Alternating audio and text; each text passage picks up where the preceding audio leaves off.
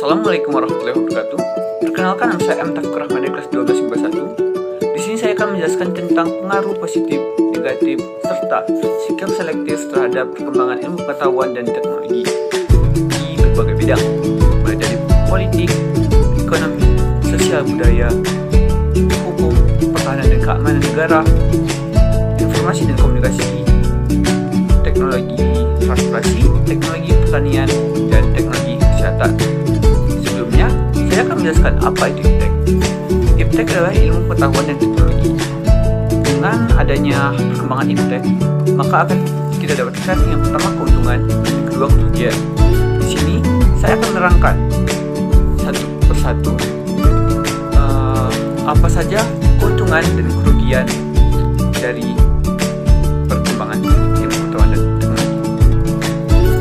Baiklah, yang pertama yaitu pengaruh pengetahuan ilmu pengetahuan dan teknologi di bidang politik.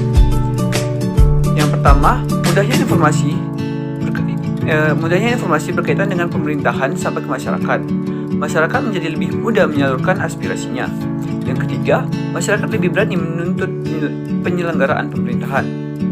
Dan dampak negatifnya, banyaknya hoaks politik beredar. Aksi demonstrasi ini memprotes pemerintahan. Kemudahan akses ideologi luar negeri yang dapat merusak ideologi negara. Dan yang kedua, di bidang sosial budaya. Dampak positifnya yang pertama, mempermudah adanya pertukaran pelajar antar negara, mempermudah mengetahui budaya di belahan dunia. Informasi yang ada di masyarakat dapat dipublikasikan dan diterima oleh masyarakat secara cepat. Dampak negatifnya, timbulnya gaya hidup konsumerisme, munculnya gejala westernisasi, yaitu gaya hidup orang barat, dan lunturnya nilai-nilai keagamaan. Yang ketiga, di bidang hukum, pertahanan, dan keamanan. Dampak positifnya yang pertama, makin menguatnya supremasi hukum, demokrasi, dan tuntunan terhadap dilaksanakannya hak asasi manusia.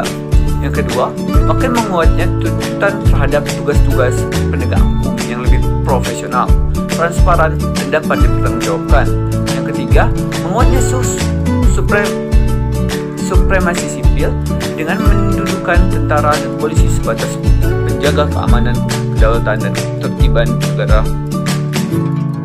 Dan dampak negatifnya, penyalahgunaan satelit oleh para teroris untuk melacak kondisi tempat mereka yang akan melakukan kejahatan. Yang kedua, tidak stabilnya kondisi keamanan bangsa dan negara disebabkan oleh adanya tindakan anarkis masyarakat. Wujud peran serta masyarakat dalam mewujudkan peran keamanan mulai berkurang. Kemudian di bidang teknologi informasi dan komunikasi, dampak positifnya yang pertama, mempermudah pelajar mencari informasi untuk memperluas wawasan. Yang kedua, memudahkan setiap masyarakat menjalin komunikasi dengan kerabat, baik urusan keluarga maupun bisnis. Yang ketiga, memudahkan orang dalam melakukan transaksi jual beli barang. Dan dampak negatifnya, munculnya keinginan eksis di dunia maya, munculnya berbagai informasi yang palsu atau hoax, munculnya berbagai konten negatif di internet, dapat merusak moral dan mental generasi bangsa. Kemudian di bidang transportasi, dampak positifnya memudahkan dan mempercepat masyarakat melakukan mobilitas, memudahkan proses distribusi barang, dan yang ketiga mempercepat perkembangan sektor pariwisata. Dan dampak negatifnya yang pertama, perkembangan teknologi transportasi yang makin canggih pada kenyataannya banyak dilakukan oleh oknum minta tanggung jawab untuk melakukan kejahatan. Timbulnya polisi udara sebagai akibat hasil pembuangan alat transportasi berbagai. Dan yang ketiga, polisi suara yang dilakukan oleh berbagai jenis transportasi dalam jangka panjang dapat mempengaruhi psikologi manusia. Dan yang berikutnya yaitu di bidang kesehatan. Dampak positifnya ditemukannya alat-alat bantu kesehatan, misalnya stetoskop, mikroskop, dan lain sebagainya. Dan yang kedua, sistem pelayanan di rumah sakit dapat dan lebih efektif dan efisien. Yang ketiga, teknologi dapat mengolah sampah dan limbah sehingga dapat mengurangi resiko pencemaran. Dan dampak negatifnya, yang pertama, penyalahgunaan dosis obat-obatan dapat membahayakan jiwa manusia. Obat-obatan jenis tertentu apabila dikonsumsi secara berlebihan dapat berbahaya dan menghasilkan ketergantungan.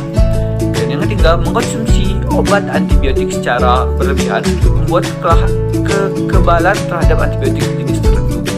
Kemudian di bidang pertanian, dampak positifnya, penemuan pupuk dapat meningkatkan hasil produksi. Yang kedua, penemuan mesin traktor dapat memudahkan dalam membajak sawah. Yang ketiga, penemuan berbagai jenis obat tanaman dapat membantu petani dalam berantas hama.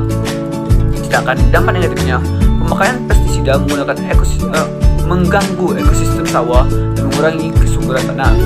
Yang kedua, pemakaian mesin secara otomatis dapat mengurangi pemakaian tenaga manusia, berdampak dengan jumlah pengangguran. Dan yang ketiga, pengembangan bioteknologi berefek negatif pada lingkungan hidup.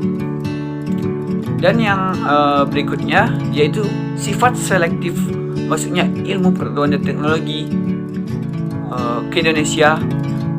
Yang pertama di bidang politik. Yang pertama, mengaktifkan masyarakat sipil dan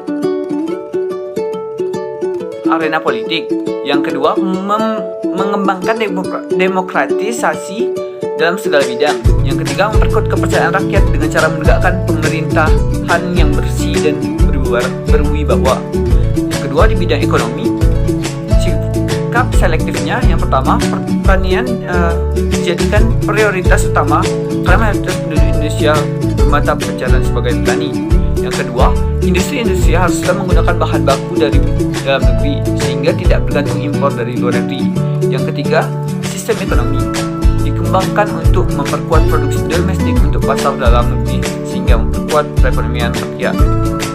Dan yang terakhir yaitu sikap selektif di bidang sosial budaya. Yang pertama, berorientasi pada masa depan daripada masa lampau, terbuka terhadap inovasi dan perubahan. Dan yang terakhir, dapat meneruskan penggunaan fintech. Ya, mungkin itu saja yang dapat saya sampaikan pada hari ini. Lebih dan kurang saya mohon maaf. Wabillahi taufiq wal hidayah. Wassalamualaikum warahmatullahi wabarakatuh.